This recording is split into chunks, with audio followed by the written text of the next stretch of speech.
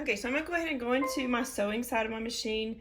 I'm gonna use a center straight stitch. So go ahead and, I like to use a center straight stitch. You pick whichever one you might want.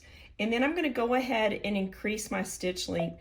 I want my stitch length to be about a 3.0.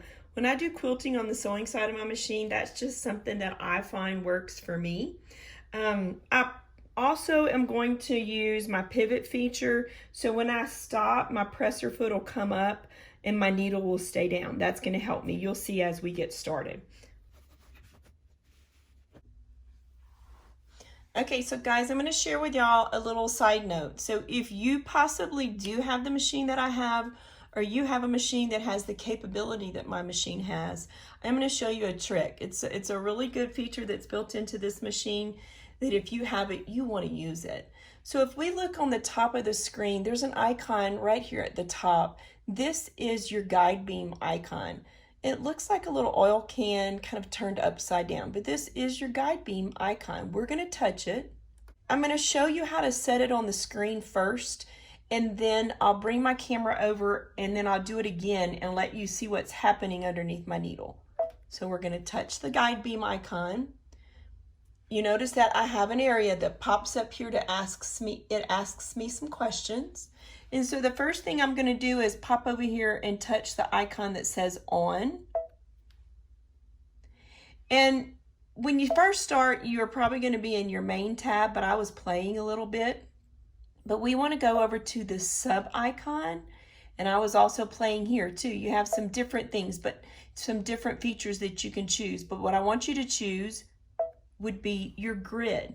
You see how it has a little grid right there?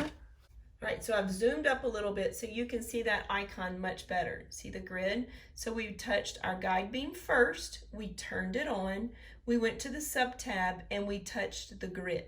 Now I already tested it, so I found that on my fabric, I want the grid to be white. So I'm going to touch the little square that's white. So you can change your grid to a green, to a white, and to a red. And you'll want to change that to whatever color is going to give you a better visual on the fabric that you're using. Now the next thing I want to do is change the grid size. So this is where the grid is all the way to the smallest.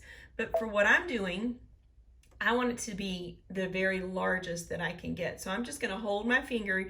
You're seeing those numbers move. And I'm going to hold it to where it stops. I'm going to let it continue into where it won't change anymore. And so if you're a person that likes to be very straight and very perfect, this is a great feature for you to use if you have this machine or you have a machine that has this feature. So there we have it at 30 millimeters, all right? So now that looks pretty good. I'm just gonna close the window here. I don't have to, but I'm going to, all right? Now I'm gonna take you over to the workspace and I'm gonna do all of that all over again, and you'll just be seeing what's happening on my fabric. Okay, so now you can see on my fabric again. I'm gonna go to my machine, I'm gonna turn on my guide beam feature just like I showed you earlier. I'm gonna touch the on icon on my screen, so now you're seeing that grid appear. And when you first turn your machine on, you may not have your grid selected, so I just kind of touched one of the other features. Now I'm going to touch the grid, and you see that grid pop on. Now, that green is pretty good, but I'm gonna change it to the white because I think you'll see it better with my camera screen. There we go, see? I'm going to zoom you up. I may be wrong just because of the camera feature. Let's go back to green. Okay, you can see the green, right? Let's see the red. I like the green best, I think, for the camera. Now, sometimes when I'm videoing and I'm using this feature because it's actually projecting down on the fabric, there's lots of different colors in the light that projects. So what you see physically on your machine with your naked eye, it may be different than what you're seeing with my camera, but it's here. Okay, now remember, here we have our last little sewing, okay? This was our last quilting line. before I show you how I want to line this up, we're going to change the size of the grid because I think it'll help us better, and we won't have to, we won't see all the little lines, and we'll have less lines to look at. So now I'm just touching my finger on that plus sign to where I'm making the grid large, large, large, the largest it'll go, and you're seeing it change as I hold my finger down.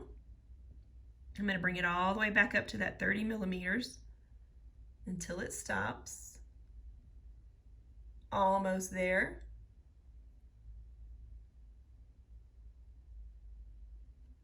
Okay, see how big the grid is now? All right, so what I want to do for this to help me, I'm still playing around with the colors. See, I think you can see it on with my camera a little better in the white. So what I want to do now, this is the left edge of the large grid, and here is the line that we stitched, the last one. I'm just going to scoot over to where I can line the grid line on the left up with that stitched line. And so I'll just lower my presser foot and then I'll start stitching. So as I guide, I'm not going to look over here where my needle is. I'm going to look over here where my grid line is. So maybe you have this feature and you haven't used it a whole lot. This will be a great time for you to experiment with it. If you want to use that feature on your machine, give it a try.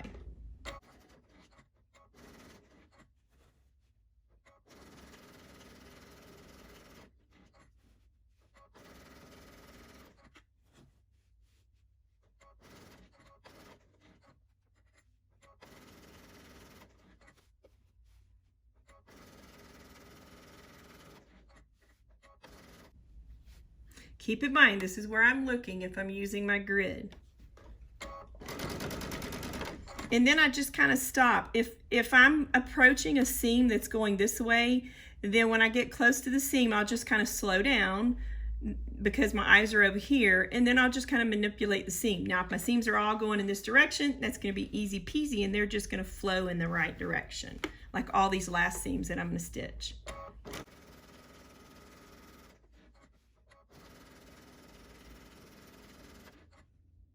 Okay, so I hope that was helpful for you if you have that feature on your machine.